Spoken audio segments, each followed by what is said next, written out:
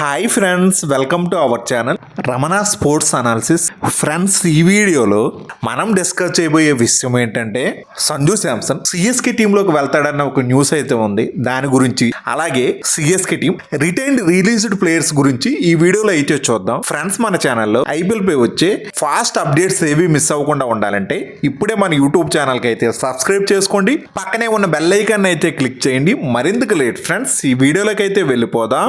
ప్రస్తుతం సోషల్ మీడియాలో బాగా ట్రెండ్ అవుతున్న విషయం అయితే మాత్రం సంజు శాంసన్ సిఎస్కే టీంలోకి వెళ్తాడని. దీని మీద ప్రస్తుతం ఇప్పటి వరకు ఎటువంటి అఫీషియల్ కన్ఫర్మేషన్ అయితే లేదు. అలాగని పెద్ద పెద్ద స్పోర్ట్స్ వెబ్సైట్లలో కూడా దీనిపై ఎటువంటి కథనాలు అయితే రాలేదు. ఇటీవలే సంజు శాంసన్ తన భార్యతో కలిసి ఒక ఫారిన్ టూర్కి అయితే వెళ్ళాడు. దానిలో భాగంగా సంజు శాంసన్ తన ఇన్స్టాగ్రామ్ ఖాతాలో ఒక వీడియోనైతే పోస్ట్ చేశాడు.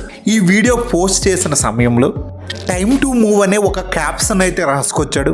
అలాగే వీడియోలో కూడా బ్యాక్గ్రౌండ్ మ్యూజిక్గా ఒక తమిళ్ సాంగ్ను పెట్టడంతో పాటు సంజు శాంసన్ అక్కడ ఒక ఎల్లో కలర్ లైన్ దాటుతుండగా దాన్ని కింద క్యాప్షన్ని బేస్ చేసుకుని కొన్ని డీటెయిల్స్ బట్టి ఇంకా సోషల్ మీడియాలో ఫ్యాన్స్ అయితే సంజు శాంసన్ సిఎస్కే టీంలోకి వచ్చేస్తున్నాడు అంటూ దీన్ని స్ప్రెడ్ చేయడం అయితే జరిగింది. ఈ ఊహాగానాలన్నింటినీ బలపరిచే కొన్ని థీరీస్ కూడా చెప్పడం అయితే జరుగుతుంది. అందులో భాగంగా ఫస్ట్ది అయితే మాత్రం Rajasthan Royals team head coach అయిన రాహుల్ ద్రావిడ్కి సంజు శాంసన్కి మధ్య వివాదాలు ఉన్నట్లుగా ఇదివరకే బయటికి రావడం అయితే జరిగింది. దీంతో పాటుగా సంజు శాంసన్ మేనేజర్ అయిన ప్రసోద్ సుదేవన్ తను కూడా సంజు శాంసన్ సిఎస్కే టీంలోకి వెళ్తాడు అని రాసున్న పోస్ట్కి తను లైక్ చేయడం, ఈ చర్యలన్నిటి వల్ల సంజు శాంసన్ ఖచ్చితంగా సిఎస్కే టీంలోకి వెళ్తాడని ఆ టీం ఫ్యాన్స్ అయితే భావిస్తున్నారు.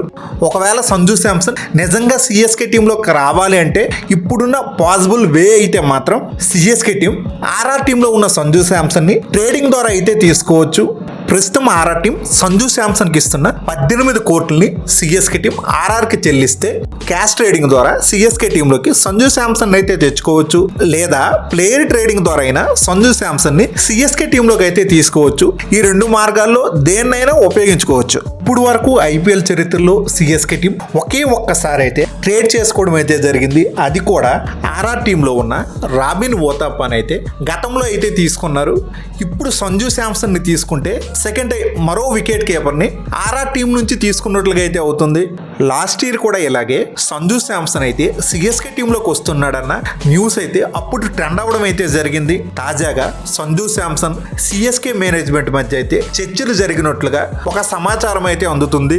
నిజంగా ఒకవేళ సిఎస్కే టీంలోకి సంజు శాంసన్ వస్తే మాత్రం ఆ టీంకి అయితే మాత్రం చాలా అడ్వాంటేజ్ అయితే కలుగుతుంది. ఎందుకంటే ఒకవేళ సంజు వస్తే ఫస్ట్ డౌన్ లో అయితే ఆడతాడు. మరి ఈ సీజన్ లో కెప్టెన్ రుతురాజ్ గైక్వాడ్ అయితే ఫస్ట్ డౌన్ లో ఆడి ఫెయిల్ అవ్వడం అయితే చూసాం. కెప్టెన్ రుతురాజ్ గైక్వాడ్ సక్సెస్ అయ్యింది ఓపెనింగ్ లో. సంజు టీంలోకి వస్తే రుతురాజ్ ఫస్ట్ డౌన్ నుంచి ఓపెనింగ్ అయితే మూవ్ అవుతాడు. అలాగే ఓపెనింగ్ లో ఈ సంవత్సరం సిఎస్కే టీం ఫైండ్ చేసిన ఆయుష్ మాత్రే తను ఉండటం, ఈ యంగ్స్టర్ ఫియర్లెస్ అప్రోచ్ తో అగ్రెసివ్ నేచర్ తో బ్యాటింగ్ చేయడం, మరో ఎండ్లో captain Ruturaj Gaikwad slow and steady innings అయితే ఆడతాడు. ఈ కాంబినేషన్ అనేది ఆల్రెడీ T20లో ప్రూవెన్ సక్సెస్ఫుల్ ఫార్మర్.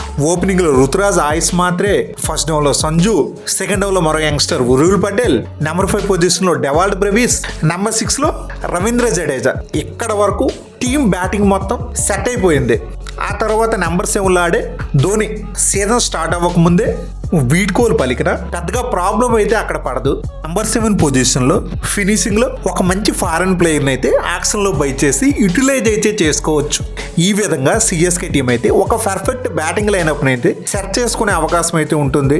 ఆ తర్వాత కెప్టెన్సీ సంజు శాంసన్కి ఇస్తారా, రుతురాజ్ గైక్వాడ్నే కంటిన్యూ చేస్తారా అనేది తర్వాత విషయం. బట్ సిఎస్కే టీంలోకి సంజు రావడం ఆ టీంకి మేలు జరుగుతుంది అనేది నిజం. ఇప్పుడు సిఎస్కే టీం ఏ ప్లేయర్ని రిలీజ్ చేయొచ్చు అనేది చూద్దాం. First player Ravichandran Ashwin. Last year CSK team ప్రత్యర్థుల మీద స్పిన్ అస్త్రాన్ని ప్రయోగిద్దామని ఆక్షన్లో రవిచంద్రన్ అశ్విన్ అయితే 9,75,00,000 పెట్టి అయితే కొనుక్కున్నారు. ఈ వ్యూహం ఈ సీజన్లో బెడిసి కొట్టడం, అశ్విన్ పెర్ఫార్మెన్స్ పూర్తిగా నిరాశపరచడం. ఈ సీజన్లో అశ్విన్ చూసుకుంటే 9 మ్యాచ్లు ఆడి 7 వికెట్లు అయితే తీసాడు. ఎకానమీ చూసుకుంటే 9.13 అయితే ఉంది. చెన్నై చపాక్ వెన్యూ కూడా అంతగా స్పిన్కి అయితే అనుకూలించట్లేదు. అలాగే ఈ సీజన్లో సూపర్ సక్సెస్ అయిన నూర్ అహ్మద్ ఉన్నాడు. అలాగే తనకు తోడుగా రవీంద్ర జడేజా ఉండటంతో సిఎస్కే టీంకి అయితే ఒక ఎక్స్ట్రా లగేజ్గా అశ్విన్ అవసరం అయితే లేదు. పైగా అశ్విన్కి ఇస్తున్న అమౌంట్ కూడా చాలా ఎక్కువ. అశ్విన్ వదిలేయడం వల్ల సిఎస్కే టీం పర్సులో 9,75,00,000 చేరుతాయి. సెకండ్ ప్లేయర్ ఈ సీజన్ సిఎస్కే టీంకి బడ్డన్గా మారిన రాహుల్ త్రిపాఠి. తనకి సీజన్ మొదట్లో ఫ్యూ మ్యాచ్ల్లో రచిన్ రవీంద్రతో కలిసి ఓపెనింగ్లో ఆడడానికి అవకాశం అయితే కల్పించారు. ఓపెనింగ్లో వచ్చి కనీసం పవర్ ప్లే కండిషన్స్ కూడా యూజ్ చేసుకోలేకపోయాడు. ఈ సీజన్లో తనకి 5 మ్యాచ్ల్లో ఆడడానికి అవకాశం కల్పిస్తే 11 యావరేజ్తో 55 పరుగులు మాత్రమే చేశాడు. ఇలాంటి వరస్ట్ పెర్ఫార్మెన్స్ ఇచ్చాక రాహుల్ త్రిపాఠిని అయితే సిఎస్కే టీం అయితే ఉంచుకోదు. త్రిపాఠిని వదిలిపెట్టడం వల్ల 3,40,00,000 అయితే సిఎస్కే టీం పర్సులోకి అయితే యాడ్ అవుతాయి. Third player Rachin Ravindra. మరి తను కూడా ఓపెనింగ్ లో వచ్చి ఫెయిల్ అవ్వడం అయితే జరిగింది. వరల్డ్లో చాలా లీగ్స్ లో బాగా ఆడుతున్నాడు, ఇంటర్నేషనల్ లెవెల్లో బాగా ఆడుతున్నాడు. కానీ ఎందుకో ఐపీఎల్లో మాత్రం సక్సెస్ అయితే కాలేకపోతున్నాడు. మంచి టాలెంట్ ఉన్న యంగ్స్టరే, కానీ నాకు అడిగితే మాత్రం రచిన్ రవీంద్రను వదిలేయడమే బెస్ట్. రాహుల్ త్రిపాఠి, రచిన్ రవీంద్ర వీళ్ళిద్దరే ఈ సీజన్లో సిఎస్కే టీంకి ఓపెనింగ్లో వచ్చి కనీసం పవర్ ప్లే మొత్తం ఆడి ఆ 8 ఎకానమీతో కూడా రన్స్ అయితే చేయలేకపోయేవాళ్ళు. 40-50 రన్నులు కొట్టడానికి చాలా ఇబ్బంది అయితే పడేవాళ్ళు. వీళ్ళు రావడం, ఫామ్లో లేక తొందరగా వికెట్లు ఇచ్చేయడం, దీనివల్ల ఎక్స్ట్రా ప్రెజర్ అనేది మిడిల్ ఆర్డర్ పై అయితే పడింది. నెక్స్ట్ సిఎస్కే టీం రిలీజ్ చేయబోయే మరొక ప్లేయర్ దీపక్ హుడా.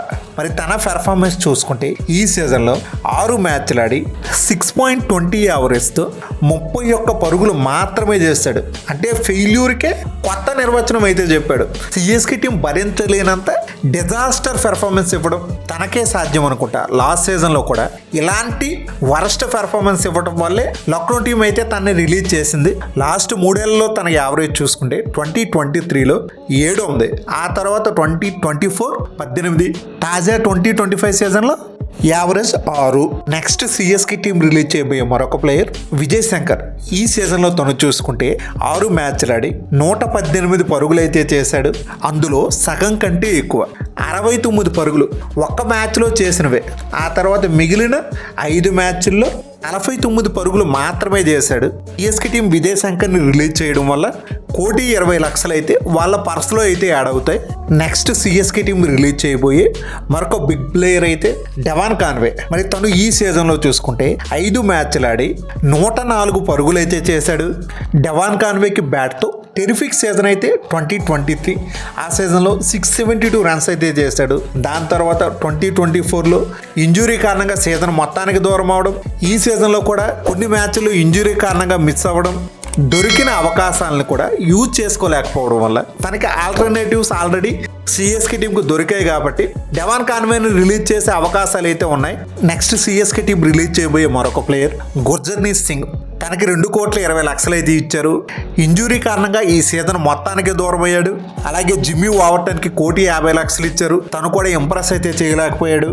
వన్స్ బేడీకి 55,00,000 ఇవ్వడం, తను ఇంజురీ కారణంగా ఈ సీజన్ మొత్తానికి దూరం అవడం. శ్రేయస్ గోపాల్కి 30,00,000 అయితే ఇచ్చారు.